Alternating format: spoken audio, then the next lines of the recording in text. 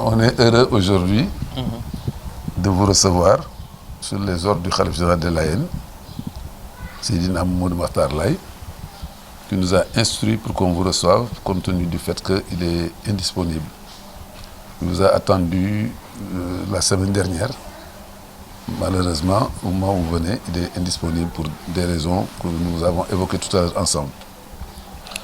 En tout cas, il salue l'initiative que vous avez eue de faire une démarche pacifique et responsable d'aller voir toutes les personnes qui semblent détenir les décisions dans ce pays sur le plan social, de discuter avec ces personnes, avec ces communautés, avec ces entités pour ramener la paix dans ce pays, dans le milieu journalistique.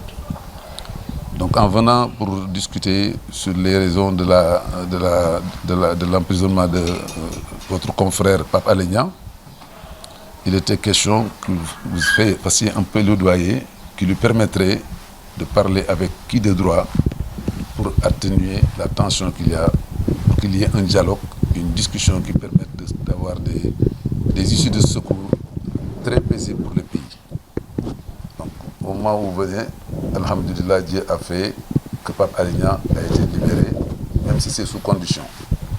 C'est déjà un pas de franchi et ce pas permettra d'ouvrir des discussions, des négociations qui vont permettre que l'État, qui est aujourd'hui celui qui a des griefs contre Pape Alé Niang, contre les journalistes, puisse discuter avec vous pour aplanir, expliquer, de telle sorte que ce compagnonnage se fasse dans la paix, dans le respect, autant du journaliste envers l'État que de l'État envers le journaliste. Loolu nag, comme on le dit, est ce que nous cherchons tous et c'est vers quoi le Khalife tend en lançant ce message, c'est-à-dire que les gens s'asseyent, discutent. Les journalistes ont besoin de protection. Il n'y a que l'État qui peut les protéger.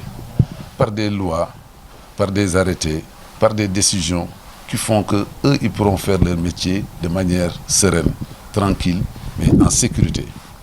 Mais aussi, en retour, le journaliste a le devoir et l'obligation d'informer vrai, de ne pas informer sur des choses ou bien des sujets qui fâchent ou bien qui amènent la tension. Et alhamdulillah, vous êtes des gens responsables, vous avez toujours marché comme ça. Apparemment, c'est ce que nous voyons. Donc, il vous exhorte à continuer sur ce chemin et à faire telle sorte que cette paix qui était là revienne et dans de meilleures conditions encore parce que vous aurez discuté avec l'État, vous aurez discuté avec les Sénégalais pour que chacun reprenne sa place. Il en profite aussi pour vous dire d'assainir un peu, heureusement que vous l'avez dit, qu'il y a certaines brebis galeuses comme dans tous les domaines dans ce pays actuellement. Mais il vous incombe d'assainir le milieu, de telle sorte que les gens qui ont le mérite d'avoir été formés pour ce métier l'exercent pleinement et dans un cadre de paix et d'informer vrai, parce que c'est ça dont les Sénégalais ont besoin et c'est ça qui va faire que les Sénégalais seront des gens informés pour mieux agir. Je ne voudrais pas déraper et dire des choses qu'il n'a pas dites, donc je m'en tiens là. Et l'esprit, vous l'avez compris, Inch'Allah Rabbi, sa porte est ouverte. Il sait que vous êtes des personnes incontournables et que c'est vous qui permettez que les messages passent et aillent partout dans le monde, surtout au Sénégal. Donc vous êtes des partenaires privilégiés. Pour lui, sa porte est ouverte. Et il a une série de communications dirigées par Mamadou Malaye Diop et Adama Sow, ici présents. Donc c'est une porte par laquelle vous pouvez passer à tout moment. Donc, encore une fois, ahlan wa sahlan, et on vous dit, vous êtes les bienvenus.